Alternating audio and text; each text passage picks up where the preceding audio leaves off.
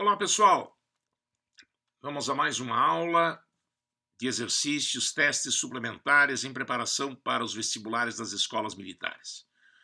Na aula de hoje, nós vamos nos aprofundar um pouquinho mais no Teorema de Bernoulli, assunto sobre o qual já fizemos alguma abordagem na semana passada. Hoje virão mais problemas a fim de ganharmos mais desenvoltura com essa importante regra da hidrodinâmica que vem da lei da conservação da energia. Nos últimos 5 anos foram 3 questões sobre Bernoulli, uma delas inclusive estará sendo apresentada aqui nessa aula. Não faremos o exercício, ele é um pouco trabalhoso, mas haverá 2 antes dele como modelo que vão com certeza colocá-lo em condições de resolver sozinho essa questão. E mais no final da aula nós vamos ter algumas situações especiais da dinâmica impulsiva. Testes parecidos estão propostos no material, onde se aplica a lei da conservação da quantidade de movimento e onde por alguma razão é dada ou pedida alguma velocidade que não é relativa à Terra. Aí há que se ter cuidado, porque as leis de Newton e a lei da conservação da quantidade de movimento deriva da segunda lei de Newton, só valem para referenciais inerciais.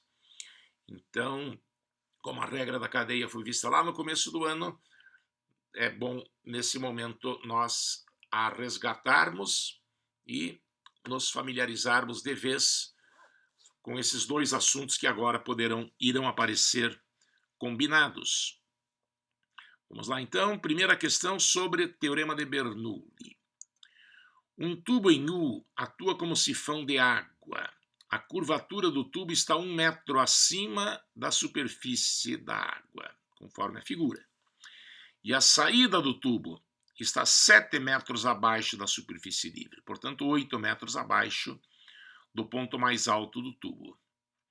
A água sai pela extremidade inferior do sifão, como um jato livre, para a atmosfera. Considerando o escoamento em regime permanente incompressível, desprezando todas as perdas e sendo reservatório de grandes dimensões, o que isso significa? Se esse reservatório é de grandes dimensões, isso evidentemente significa que o fluido aqui move-se lentamente, com uma velocidade muito menor do que aquela com a qual circula por dentro da mangueira. Por isso, no cálculo, toda vez que houver essa informação no enunciado, nós vamos poder assumir como nula a velocidade da água dentro do reservatório. Determine a velocidade de saída da água como jato livre, a vazão em litros por segundo se o diâmetro interno do tubo vale 10 centímetros e a pressão efetiva no ponto A, lá onde nós temos o ponto mais alto do escoamento, é também o local onde a pressão no escoamento é a menor de todas. Dado G igual a 10 metros por segundo ao quadrado, gama, você sabe o peso específico da água, ρ vezes G, né? 1000 vezes 10 no SI, 10.000 ou 10 a quarta Newton por metro cúbico. 2 comentários. O sifão é um dispositivo curioso, porque ele parece desafiar a gravidade. A água sobe e depois desce.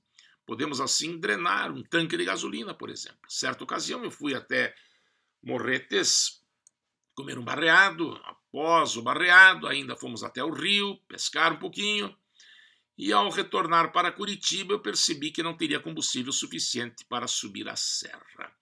Pedi gasolina emprestada, porque era álcool até naquela época, de um colega.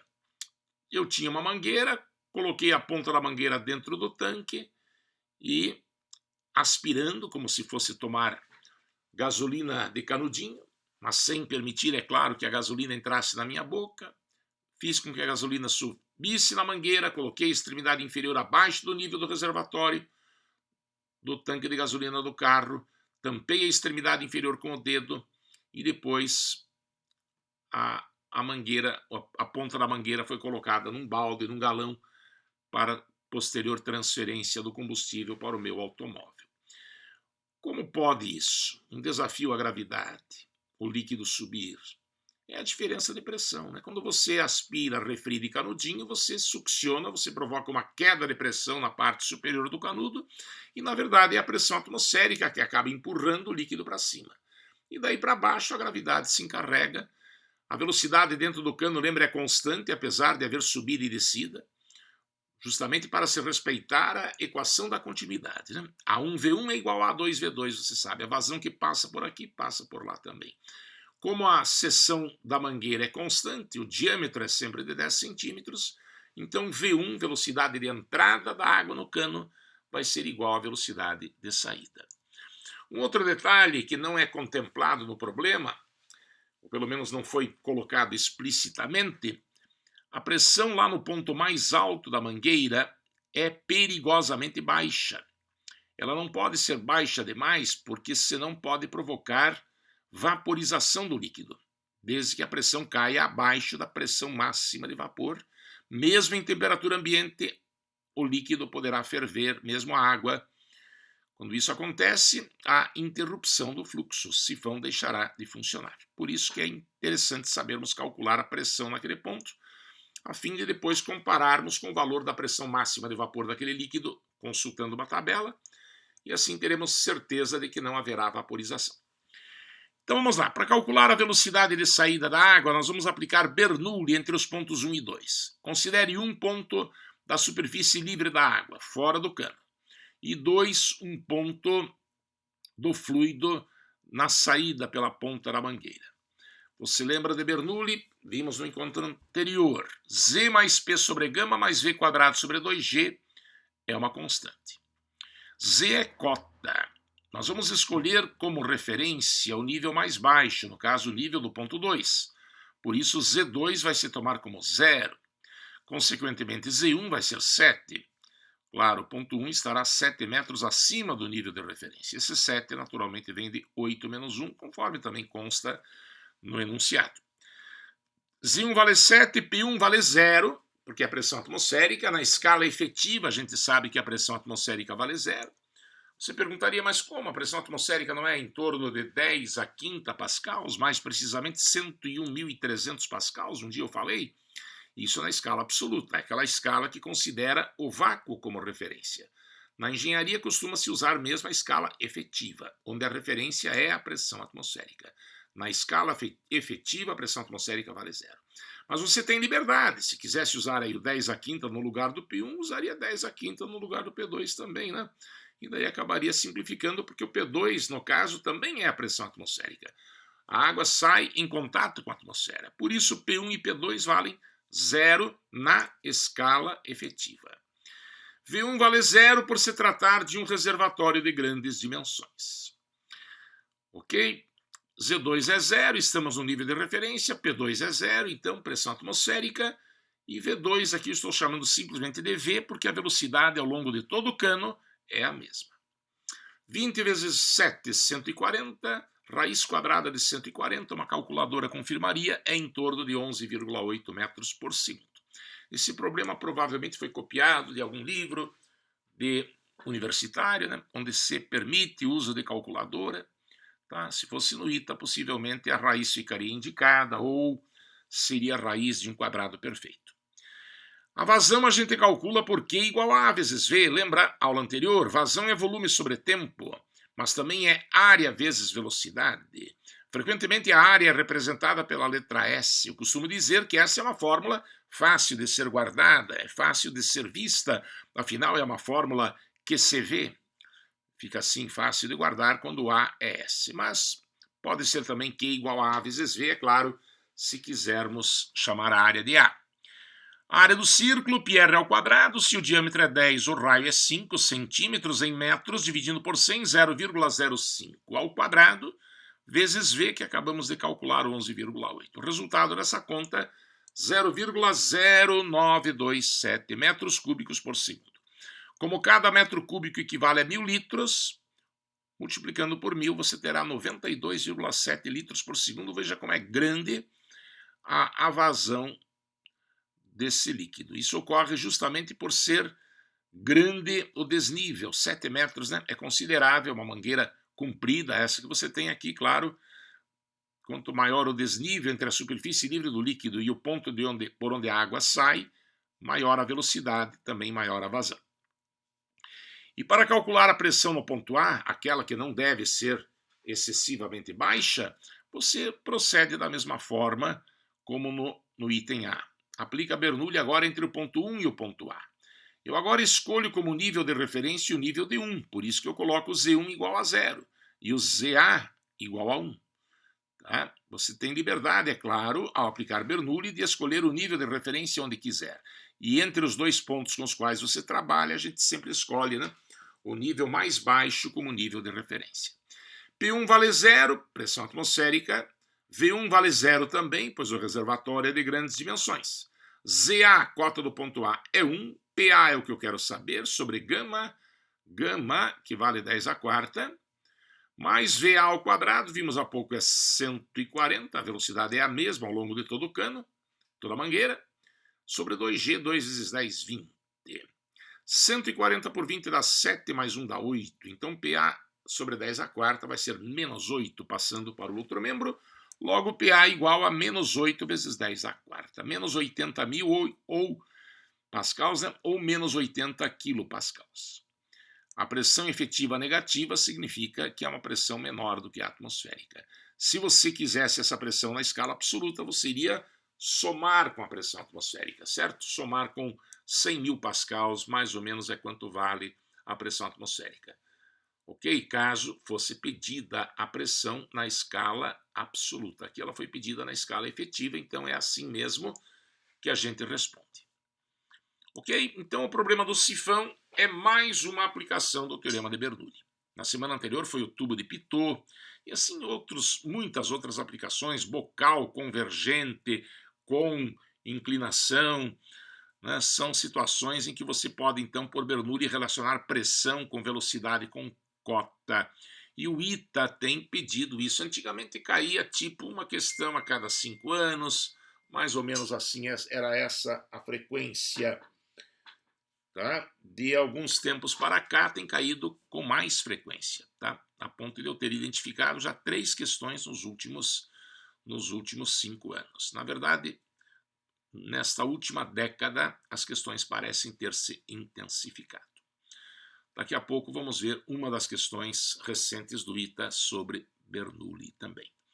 Mas por hora, mais um exercício com Bernoulli para ganharmos intimidade com essa importante regra.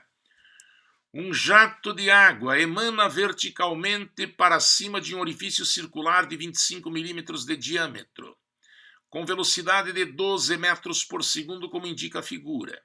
Assumindo que o jato permaneça circular e desprezando as perdas de carga, determine o diâmetro do jato a 4,5 metros de altura acima da seção do orifício. Considerar G igual a 10 metros por segundo ao quadrado. Veja bem, devido à ação da gravidade, à medida que a água vai saindo do bico da mangueira, por onde ela sai com 12 metros por segundo de velocidade, a gravidade faz com que a velocidade diminua e por isso a área tem que aumentar. A equação da continuidade vale aqui também. A1V1 igual a A2V2. Já que a velocidade diminui, a área tende a aumentar. Isso será comprovado no final. Por enquanto, vamos tratar de calcular com que velocidade ela chega nesse ponto a 4,5 metros de altura. Aqui estão relacionados os dados do problema. D1, diâmetro no ponto 1, 25 milímetros. V1 vale 12 metros por segundo. D2, diâmetro na altura de 4,5 metros, é o que eu quero calcular. Z1 vale 0, vamos escolher como referência o nível do bico da mangueira, saída do bocal. E Z2, a cota do ponto 2, 4,5 metros. Bernoulli estabelece que Z mais P sobre gama mais V ao quadrado sobre 2G é uma constante. Z1 então vale 0, estamos no nível de referência. P1 vale 0, porque já estamos na atmosfera. V1 é 12, então 12 ao quadrado, 2G é 20. Z2 vale 4,5, foi dado. P2 é 0, lá em cima reina também a pressão atmosférica, que na escala efetiva é nula, mais V2 ao quadrado sobre 20, onde V2 eu quero calcular, é a minha incógnita. 144 por 20 dá 7,2, igual a 4,5 mais V2 ao quadrado sobre 20. Isolando, você vai encontrar V2 ao quadrado igual a, na verdade aqui deve ser 54, peço que me desculpe, né? 7,2 menos 4,5 dá 2,7, vezes 20 dá 54. Mas há o erro aqui, mas aqui com certeza está corrigido. A raiz de 54 é um pouco maior do que 7, né? Raiz de 49 seria 7. Ok? Equação da continuidade, A1V1 igual a A2V2, A1 πd1 ao quadrado sobre 4 é a fórmula da área do círculo em função do diâmetro, que no caso é de 25 milímetros, vezes V1, A2 vai ser πd2 ao quadrado sobre 4 vezes V2. O π e o 4 simplifica, D1 vale 25, V1 é 12, calculamos. V1 é 12, foi dado, né? D2 é a minha incógnita e V2 é 7,3. Isolando vai dar D2 ao quadrado igual a 1027. Raiz de 1027 dá aproximadamente 32 milímetros. Eu já sabia que o diâmetro iria aumentar, né? Aumentou de 25 para 32. Por quê? Porque a velocidade diminuiu. Diminuindo a velocidade, aumenta o diâmetro, aumenta a área. A área é inversamente proporcional à velocidade. É isso aí. O que tem caído de Bernoulli envolve geralmente Bernoulli e a equação da continuidade. Certo? Tem caído no ITA Bernoulli? Professor, Bernoulli cai mesmo no ITA? Já falei que sim. Aqui está um exemplo. Questão do ITA de 2018, tá? A água escoa, poderia ser outro líquido também, tá? No caso, é água mesmo, vai escoar pela ação da gravidade, a equação da continuidade com certeza será necessária também, é um tronco de cone, é um redutor, é um bocal que está presente nessa figura. Mas aplicando Bernoulli, por favor, analise, você vai poder calcular o que ele pede, que é a pressão no nível de 15 centímetros de altura. Se foi dada a pressão atmosférica, eu desconfio que essa pressão que ele quer é a pressão absoluta, tá? É aqui maior do que a pressão atmosférica, deve ser a pressão absoluta. Na verdade, o teste deveria especificar em qual escala ele quer a pressão.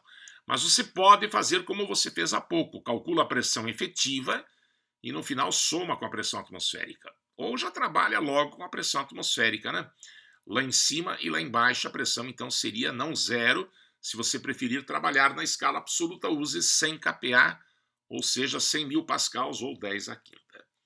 Fica aí para você resolver em casa, ok? Caso esse problema é trabalhoso, porque envolve uma certa semelhança de triângulos, para você calcular o raio lá na metade do caminho, isso dá um pouco de trabalho, e depois com o raio calcular a área e dá quebrado, faça de preferência com calculadora, mesmo que lá não possa, mas em geral não é a conta que é o problema, e nessa hora você tem de treinar mesmo a parte conceitual. Ele dá trabalho, por isso eu prefiro não fazer em aula, tomaria tempo com detalhezinhos. Tá? Mas você deve conseguir. Se não conseguir, alguma coisa não terá ficado claro, alguma impaciência terá concorrido para isso. Insista até que você chegue na resposta apontada aí como correta. Ok? Mais um problema sobre Bernoulli e agora também envolvendo o teorema do impulso, como foram alguns da aula passada. Lembra para que serve o teorema do impulso aplicado aos escoamentos? Ele permitia o quê? Calcular a força. A força que um fluido em movimento exerce sobre uma superfície sólida com a qual tenha contato. Assim foram os problemas do começo da aula anterior. E o ITA também recentemente pediu uma questão que envolvia as duas coisas, Bernoulli, e agora não a equação da continuidade, mas o teorema do impulso para calcular a força. Vamos ver melhor que questão é essa. Aliás, foi uma questão polêmica, uma questão sinistra. Primeira vez na história do ITA que perguntaram nesses termos, mas lá nos livros de engenharia isso é bastante comum. Aliás, o pessoal que me pediu emprestado o livro do Franco Brunetti, também é fácil de encontrar na internet, encontrará esse problema, não exatamente ele, mas a teoria para ele no capítulo 6, equação da quantidade de movimento, é como se chama esse capítulo, tá? Se quiserem dar uma conferida por lá. E lá aparece o título desviador de jato móvel, no caso. É um desviador de jato móvel que nós temos aqui. Uma roda d'água sendo alimentada pela água que escoa de um reservatório. Esse jato é desviado, recebe as pás da roda, recebem o impacto da água e acabam gerando, transformando-se assim a energia da água em, mais tarde, energia mecânica, ao se colocar ímãs, né, numa turbina, funciona-se assim, girando, criando campo elétrico magnético variável e, consequentemente, força eletromotriz induzida. Vamos ver por que essa questão foi polêmica. Veja lá, foi em 2017. Água de um reservatório é usada para girar um moinho de raio R. No caso, o objetivo é acionar o moinho, não é bem produzir energia elétrica, embora pudesse ser também um acionamento de uma turbina.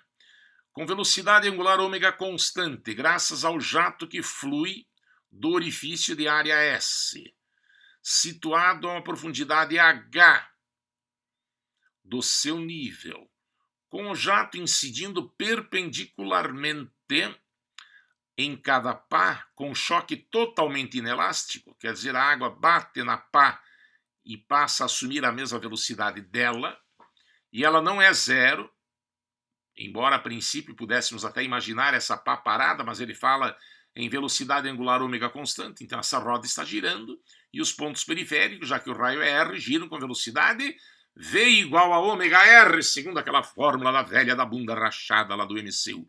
V igual a ômega R seria a velocidade final da água. E a inicial nós já vamos ver que é raiz de 2GH, esse problema do dreno do reservatório também é bastante conhecido. Enfim, a água escoa por esse orifício, bate na pá e faz, ou nas pás, né? E faz com que a roda d'água gire, acionando um moinho. Choque inelástico, a água gruda na pá. Calcule o torque das forças de atrito no eixo do moinho, sendo ρ e g, respectivamente, a massa específica da água e a aceleração da gravidade, problema literal.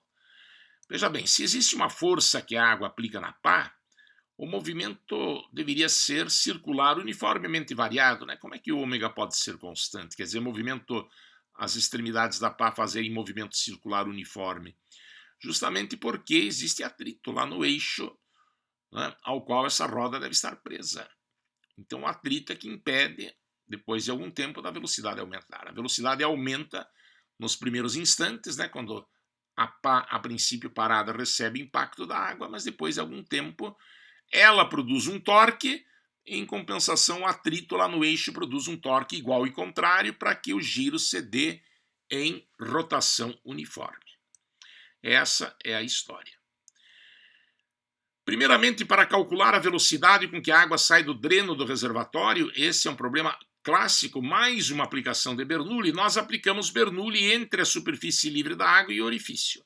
Novamente, Z mais P sobre gama mais V ao quadrado sobre 2G é uma constante. Veja como Bernoulli tem caído. Escolhendo o nível do orifício como nível de referência, Z1 valerá H, não é? Z1 valerá H, a cota do ponto da superfície livre, que entende é o ponto 1, é H. P1 é zero, pressão atmosférica, né, na escala efetiva. V1 é zero, teste não diz, mas você pode supor que é um reservatório de grandes dimensões. É comum isso acontecer. Isso, na verdade, é falha do enunciado. Ele deveria dizer que o reservatório é, e geralmente é nessas circunstâncias, de grandes dimensões. É claro que a água aqui desce com uma velocidade muito menor do que aquela com que ela escoa pelo cano. Por isto, dentro do reservatório, a velocidade é zero.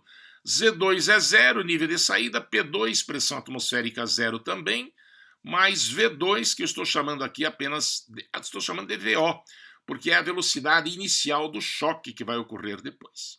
Passo 2G multiplicando, vai dar VO igual a raiz de 2GH. Essa fórmula aparece muito, na verdade, uma nova versão da conhecidíssima equação de Torricelli. A água escoa com a mesma velocidade que ela teria se fosse abandonada em queda livre da altura H.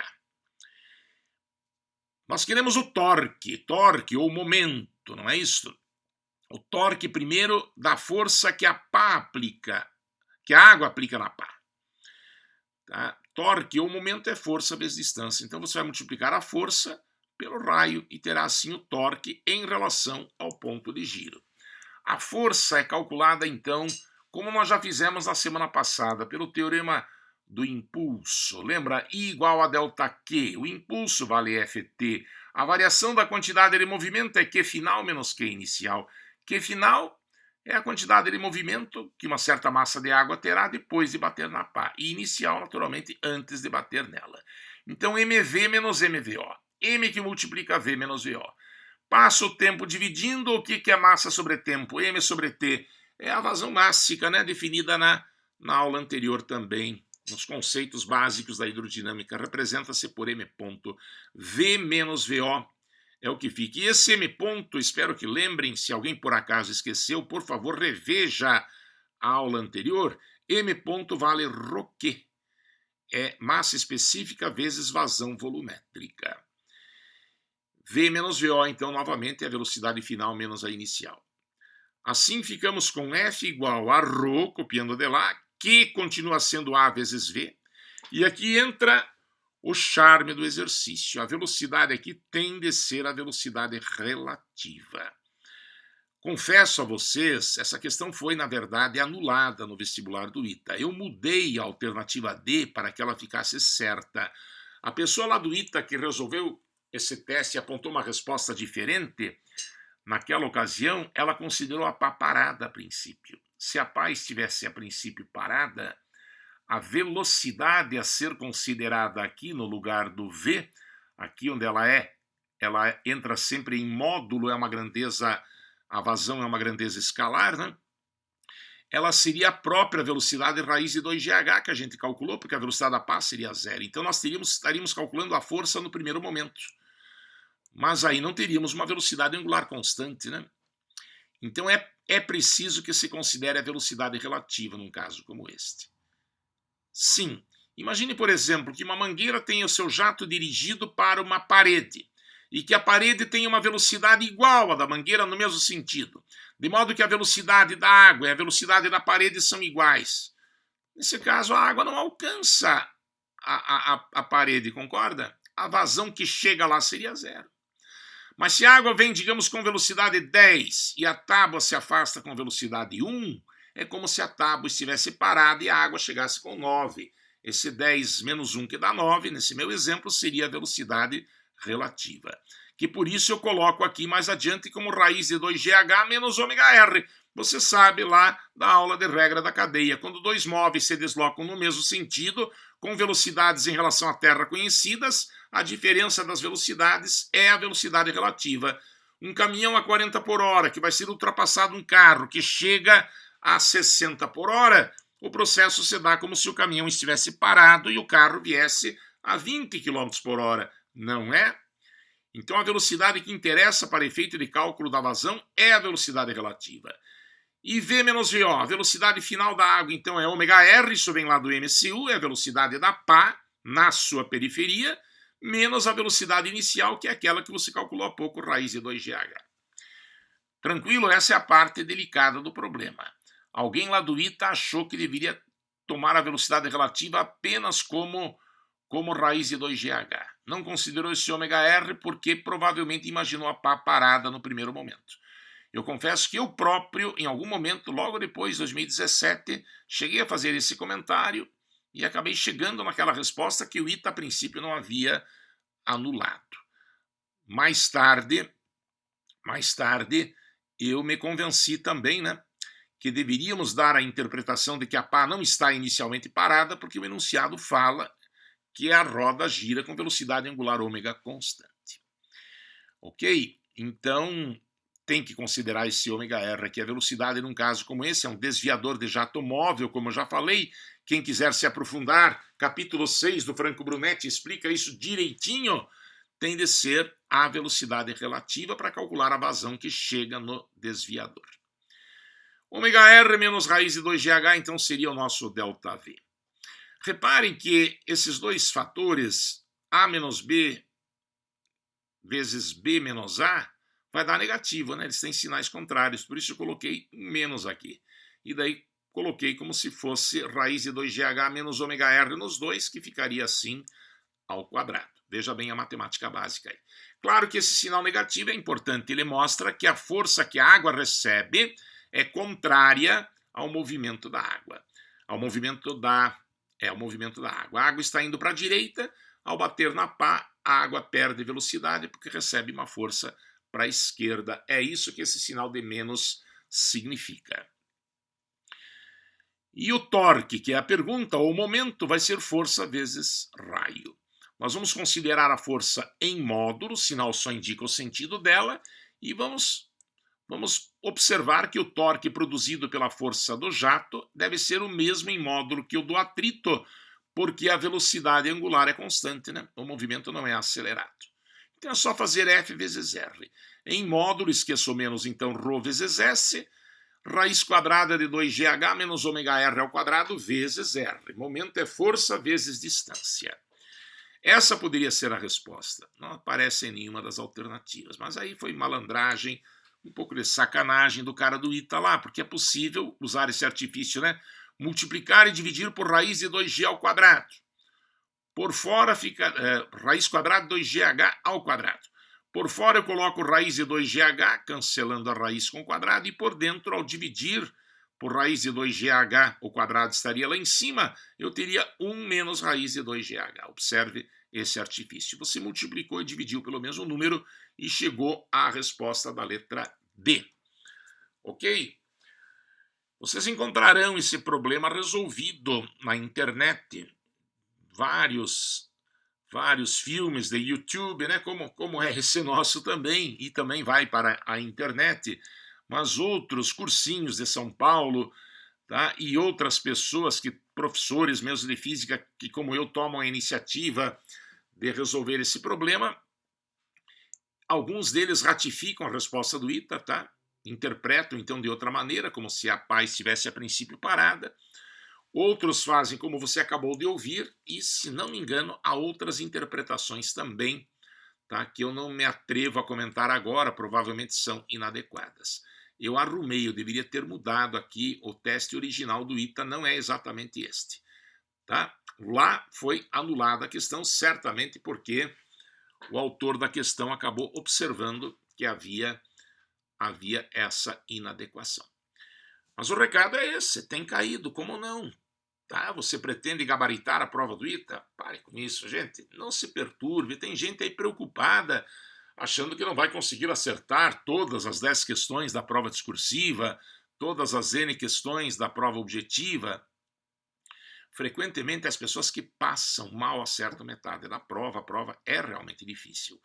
Mas se de repente não for tão difícil, já teve ano que isso aconteceu, e você quiser gabaritar, tem de estar por dentro de Bernoulli. Não pode, de maneira alguma, dar chance para o azar. Esse é um assunto do professor Marcel, que eu faço questão, tenho essa liberdade de tempo nas quintas-feiras de aprofundar, porque sei da importância desse assunto. E não tenha dúvida, no simulado você também será cobrado a respeito de Bernoulli, provavelmente a partir do professor Marcel ou a partir do professor Geraldo, se não de ambos ainda de repente. Não quero antecipar nada, até porque nem fizemos a prova ainda, mas que uma questão, no mínimo, de Bernoulli tem de aparecer, não há dúvida, a fim de que nós estejamos ligados nessa regra tão importante. Ok? Então, Bernoulli já foi, quantidade de momentos já foi, agora vem um pouquinho de dinâmica impulsiva. Exatamente. Esses dois exercícios finais, gente, se não são os mesmos, são bem parecidos com exercícios do material. É uma dificuldade frequentemente observada entre os estudantes, que conhecem tão bem a regra QI igual a QF. Só que bomba que explode, patinadores que se empurram, arma que dispara o projétil, a bala vai, a arma volta, são todos sistemas isolados, cachorro na esteira ou na prancha lisa, o cachorro vai, a prancha volta, enfim, é um problema conhecido, só que você até agora lidou, melhor, na maioria das vezes você lidou com velocidades relativas à Terra, e assim deve ser, mas às vezes o teste pede ou fornece a velocidade de um móvel em relação ao outro. Aí tem que tomar cuidado, tem de usar a regra da cadeia para ter uma boa visualização. Ok? Então vamos lá. Um cachorro de massa 20 kg está inicialmente em repouso sobre uma prancha de 80 kg. A prancha está em repouso também sobre um solo horizontal, sem atrito. Quer dizer, se o cachorro começar a andar para frente, a prancha vem para trás. Os sentidos das velocidades finais, ninguém duvida, tanto que até estão indicados no próprio desenho. O cachorro começa a se movimentar num dado sentido, para a direita no caso, com velocidade de 1 metro por segundo. Cuidado, está em itálico aqui é em relação à prancha. Isso é a velocidade de 1 em relação a 2, não é? 1 é o cachorro, 2 é a prancha, não é em relação à terra. Está claro o enunciado. Determinar a velocidade do cachorro em relação ao solo e a velocidade da prancha em relação ao solo. Está clara a pergunta? É como se você estivesse andando em cima de uma esteira e a esteira indo para trás. Não é? Algo parecido como... Claro que a prancha aqui está numa mesa sem atrito, não é exatamente uma esteira, mas há uma similaridade. Existe aquela esteira sobre naquela ponte que foi construída anos atrás sobre a rua Mateus Leme, ligando o Shopping Miller ao estacionamento. Você já teve a oportunidade de andar sobre essa prancha? Ela é motorizada naturalmente e visa dar conforto aos usuários. Pode pensar numa situação parecida quando formos falar da velocidade relativa. O cachorro, então, tem massa M1 20 kg, assim chamamos. A prancha tem massa M2 80 kg. Claro que se a prancha é 4 vezes mais pesada que o cachorro, ela vai ter uma velocidade 4 vezes menor. Daria até para prever o resultado a partir disso. Existem gênios por aí que chegam a fazer de cabeça, embora eu, como professor, não possa me atrever a fazer assim a previsão de cabeça. Vamos fazer na ponta do lápis. Como o sistema é isolado, né, não há forças externas, quantidade de movimento se conserva QI igual a QF. QI vale 0 porque o conjunto está em repouso. QF vale para o cachorro M1V1T, é a velocidade do cachorro em relação à Terra, mais para a prancha M2V2T. V2T é a velocidade da prancha em relação à Terra. Não é? Essa lei sempre aplique com velocidades em relação ao referencial inercial. Consequentemente, nós vamos ter 0 igual a 20 V1T mais 80 V2T. Isolando V1T, temos menos 4 V2T. O cachorro tem uma velocidade 4 vezes maior do que a prancha, isso em relação à Terra, e em sentido contrário, coisa que a gente já sabia, tanto que o desenho informou. Ok? Mas nenhuma dessas velocidades é conhecida. A velocidade que ele deu é do cachorro em relação à prancha, ele deu o V12. Como é que você relaciona V12 com V1T e V2T? Foi para isso que a gente estudou a regra da cadeia no começo do ano. Lembra? V12 deve ser igual a V1T mais VT2. Letras do meio iguais e as letras das pontas iguais às do outro membro. E VT2 eu não sei quanto vale, eu sei quanto vale V2T. Velocidade, aliás, eu quero saber a velocidade da prancha em relação à Terra. É aquela ideia do vetor oposto, né? Velocidade da Terra em relação a 2 é a mesma coisa que a velocidade de 2 em relação à Terra em sentido contrário. Peço desculpas, aqui faltou o tracinho de vetor, precisaria. Não é? Essa equaçãozinha que muita gente não dá bola, é ela que me inspira a fazer essa figura. Existem gênios que de alguma forma fazem essa figura de cabeça. Eu prefiro me basear na equação. Aliás, sem ela, eu me sinto bastante inseguro. A soma de V1T com o oposto de V2T deve ser igual a V12. V1T é para a direita, é a velocidade do cachorro em relação à Terra. Não sei quanto vale. Aqui não caberia o tracinho, né? Porque módulo de vetor a gente não coloca o traço. Lá no PDF eu vou corrigir, eu peço desculpas aí. Somando V1T vetorialmente com o oposto de V2T, V2T é para a esquerda, então o oposto é para a direita, você vai ter o V12, não é? E é por isso que eu vejo que como o módulo de V12 vale 1 metro por segundo, é por isso que 1 corresponde à soma de V1T com V2T, e daí o problema fica fácil. É essa habilidade que algumas pessoas às vezes demoram um pouco até adquirir. Por isso que eu escolhi esse problema. Eu percebo isso pela pergunta, né, que me fazem ano após ano. Não sei se é o mesmo problema, se não é o mesmo, é muito parecido, está no material, mas uma vez entendido esse, claro que os demais você também faria. No lugar de V1T, coloque 4V2T, não faz sentido nenhum colocar o menos aqui, não é? Porque é a soma desse comprimento com esse que vai dar este. O fato de haver alguma coisa negativa só revela o sentido. Mas o comprimento dessa flecha tem de ser igual à soma dos comprimentos das outras, por isso ao me inspirar na figura, ainda que fosse um triângulo, eu tomaria os lados sempre positivos, né? Lado de triângulo negativo não existe. Então V1T não é menos 4V2T, é 4V2T, mais V2T igual a 1, 5V2T igual a 1, V2T igual a 0,2. E V1T, que é 4 vezes isso, em módulo, tá? Vai dar 0,8. É claro, 0,8 é o quádruplo de 0,2, né? A prancha vai para trás, para quem olha da Terra, a 0,2 metros por segundo. Poderia ser aquela esteira daquele meio de locomoção do Miller, né? Do shopping para o estacionamento. O cachorro vai para a direita a 0,8 metros por segundo, então se o cachorro olhar para a esteira, ele está indo para lá a 0,8, a esteira indo para cá a 0,2, vai ver a esteira com 1, né? Com a soma de 0,2 com 0,8. Com os números na frente, fica até fácil checar a resposta. Tranquilo? Não muito, professor, eu confesso que me confundo. Alguns dizem. Vejam que essa história de mudar referencial a gente já está fazendo desde o último exercício da aula, da última aula de dinâmica impulsiva. Aquele do bloquinho que desceu a rampa lá também foi assim, só que lá mais complicado, porque as velocidades tiveram direções diferentes, mas é a mesma regra. Então deveria ser um pouco mais fácil, mas eu compreendo essa dificuldade, mas ela revela uma certa inexperiência da sua parte. Então recomendo que você observe bem se há mais exercícios nesta linha, tá? Lá na coleção já proposta e em outros que ainda virão com certeza. Inclusive agora, né? O próximo exercício foca também a mesma situação, mais uma questão de dinâmica impulsiva. Um vagão de massa M move-se com velocidade VO, por inércia e sem atrito, como mostra a figura, em um trecho retilíneo horizontal de uma linha férrea. Sobre o vagão encontra-se parado um homem de massa M minúsculo. O vagão é M maiúsculo. O homem começa a correr em sentido oposto ao movimento do vagão.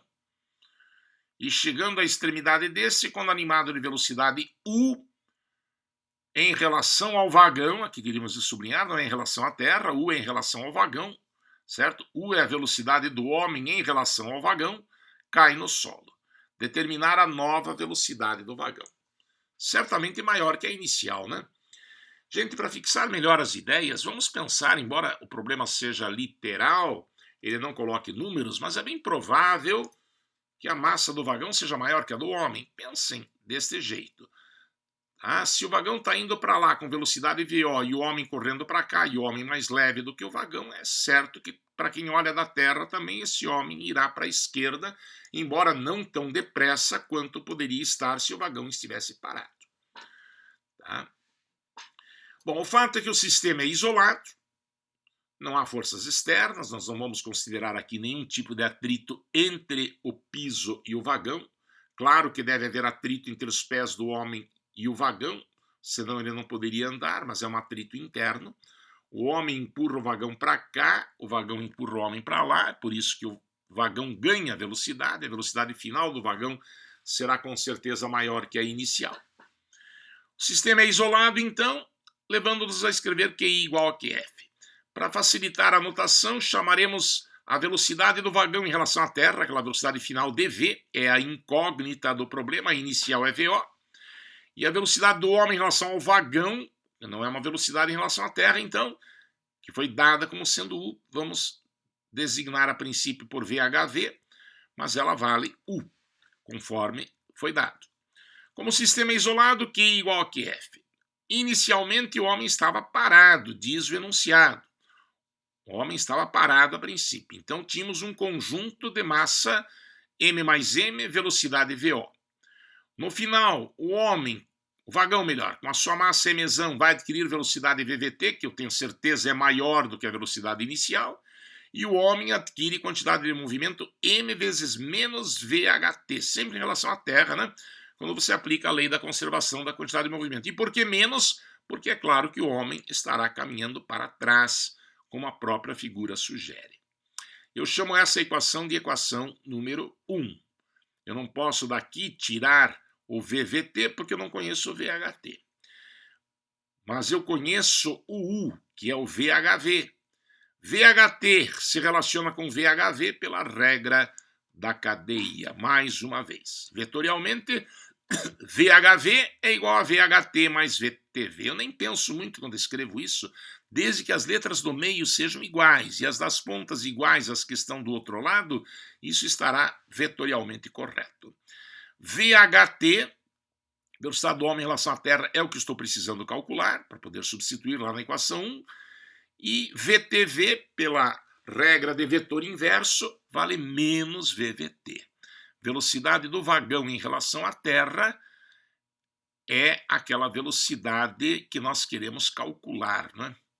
A VVT, a velocidade final do vagão em relação à Terra. Daqui é que vem a regra da cadeia. Repare, VHV é o que o teste chama de U, a velocidade do homem relativa ao vagão. Uma formiga que esteja aqui no vagão estará vendo, é claro, o homem ir para a esquerda. Ela, que vale U, foi dado, resulta da soma de VHT,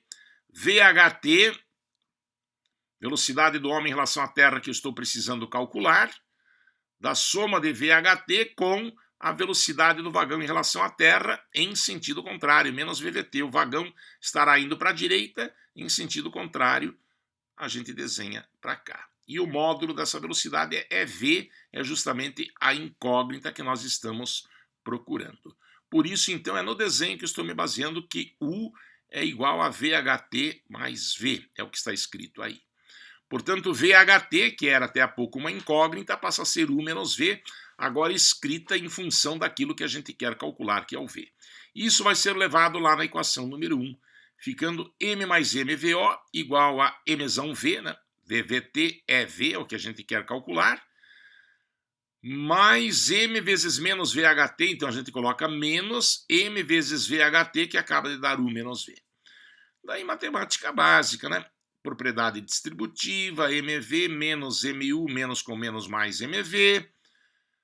Tá? Colocando V em evidência, fica V que multiplica M mais M. Do outro lado tem M mais M vezes VO, menos MU passa para lá mais MU. E agora o M mais M vem dividindo, fica V igual a VO mais MU dividido por M mais M. Fica claro, então, o que já sabíamos, que a velocidade final do vagão é maior que a inicial mais alguma coisa. Ok? Eu peço, então, que você atente exatamente para a regra da cadeia. Eu tenho percebido que muitos gênios, não é especificamente nenhum de vocês, embora tenha muitos gênios entre vocês, mas pessoas que eu conheci no passado teimam em fazer esse desenho, essa figura, ou até tirar essa relação que eu acabei escrevendo aqui, de alguma forma assim, de que mostra muita percepção. Eles não usam a regra da cadeia. Eu insisto, para mim, é indispensável ter essa relação entre vetores para poder chegar naquela figura. Essa figura é essa relação, é a regra da cadeia que viabiliza isso. Eu temo pelas pessoas que fazem direto que acabem, às vezes dificilmente errariam, porque são pessoas que têm certa segurança no cálculo, mas que falte alguma argumentação, caso seja uma questão discursiva. Então eu estou pedindo que você observe bem nos dois problemas, no 4 e no 5, a ligação do desenho com o que falou-se a respeito de regra da cadeia. Assim eu espero ter me aprofundado um pouquinho mais em problemas aí da dinâmica impulsiva. Espero também ter contribuído aí para um aumento da conscientização de vocês no sentido de atentarem para Bernoulli, esse assunto que foi trabalhado nas aulas do professor Marcel. Ok? Mas, para treinar, são 19 testes que estão esperando por você agora, né? Testes de vestibulares simulados de anos passados, testes legais que apareceram na minha frente, que eu não vou mais usar em simulado, porque alguns de vocês até já os conhecem. É bom que o simulado tenha apenas surpresas e assim será. Então esses testes, para não ficarem perdidos, estão aí, tá? Como um serviço não obrigatório para quem faz o curso pela primeira vez, mas para quem é bialuno, por favor, veja bem todos. Um dos mais marcantes é uma questão para a qual você terá uma rápida orientação agora, que eu copiei de Lumbreras, esse livro peruano que tem na nossa biblioteca. Há uma questão do ITA, de hidrostática, teorema de Stevens, está lá na parte do Marcel, muito parecida com essa, literal, porém, tá? Vocês vão reconhecer porque a figura é a mesma. E, casualmente, Lumbreira é um teste antigo do ITA, e Lumbreiras é uma publicação bem mais recente.